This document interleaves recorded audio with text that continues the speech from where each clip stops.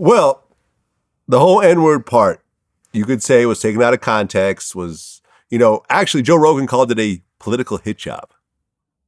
I saw it. The question then is... that part sort of annoyed me. How is it a political hit job when you're not a politician? Right, there's that. There's that. But the one part that I think you can't really apologize for is the whole Planet of the Apes comment. No. Where he basically said, we were going to go see Planet of the Apes, and we got out in this black neighborhood, and it was Planet of the Apes.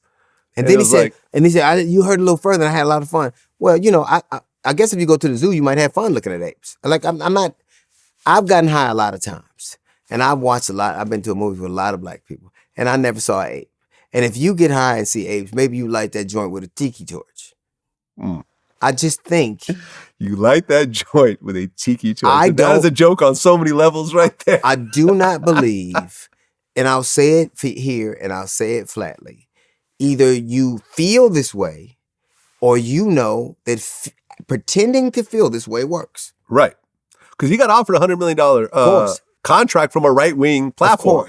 Of course. Which he denied, of course, but, which he did not accept. But still, the fact that... Name me how a white man can make $100 million in journalism in this country and not be offensive to niggas. Name me one. Who gets... I'm talking about a big... I ain't talking about somebody who... I'm talking about where they give you a ton of money to do a thing on journalism, because now it's no journalists that don't make that much. You got to be a Sean Hannity or Tucker Carlson. Tucker Carlson can't even sell a fucking commercial, but he makes this money. So what is it based on? Yeah, I mean, the biggest journalists, yeah, you're right. I mean, the biggest...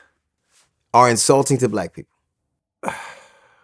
Who are the biggest journalists in America? The highest paid journalists? The highest paid journalists. And then they get to hide on the... Listen, you get to say that it's an op-ed, but he shouldn't be believed because it's just an opinion. He's an opinion columnist. Oh, here we go. Well, Anderson Cooper has a net worth of $200 million. And he's not offensive to black people. But I guarantee you that his net worth didn't come from what he says. He was already rich, wasn't he? He was already rich, but I think he actually earned a lot of that money. Okay, but when you say... He is a very high-paid, high-profile, not only doing 60 Minutes and CNN and all types of specials and everything else like that. I mean, he earns a lot of money. Let's rattle him off. I would argue that when you're married to...